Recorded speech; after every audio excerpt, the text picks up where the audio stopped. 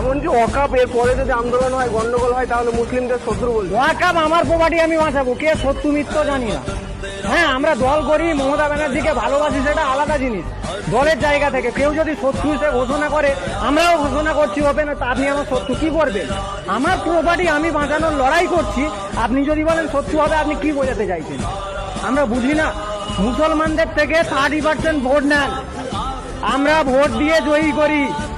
আমাদের ভোটের জন্য আপনার 4 টাকা, আপনি আমাকে 4 টাকা দেননি। মুসলমানরা 4 টাকা চড়ে বাপের পয়সায়, যদি বাইক চড়ে বাপের পয়সায়, আর আমাদের ভোটের জন্য আপনি 4 টাকা পেয়েছেন, আপনি লালবাতি পেয়েছেন, ভুলে যাবেন না। একজন মুখ্যমন্ত্রীর কাছ থেকে এরকম বার্তার পর কি আতঙ্কিত মনে করছো? কিসের আতঙ্ক? পাকিস্তানে কি হচ্ছে? পাকিস্তানে কি হচ্ছে? এরা শুধু ইন্ডিয়াতে এত বড় বড় কথা বলছে। আমার নাম মোহাম্মদ মাসুদুর রহমান, আমি পাকিস্তানে ঢুকবো কালকে। আমার যখন বলবে ইন্ডিয়া প্রয়োজন বোধ করবে, গভর্নমেন্ট বলবে, আমরা আলিয়া বিশ্ববিদ্যালয়ের ছাত্রছাত্রী যাবো পাকিস্তান, গিয়ে গুটিয়ে দিয়ে আসবো। ওর বাবা চীন যে মদত করছে, আমরা গুটিয়ে দিয়ে আসবো।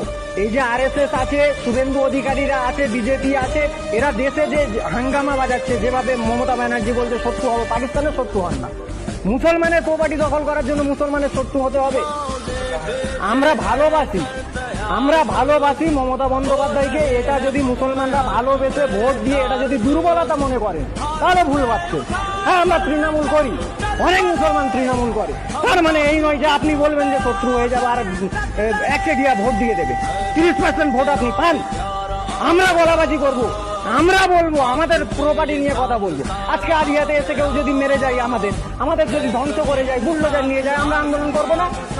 আপনি কোন আইন পাস করেছেন? ভারতবর্ষ একটা দেশ, বাংলা কি আলাদা? বাংলা কি আপনি মনে করেছেন এটা পাকিস্তানের আন্ডারে?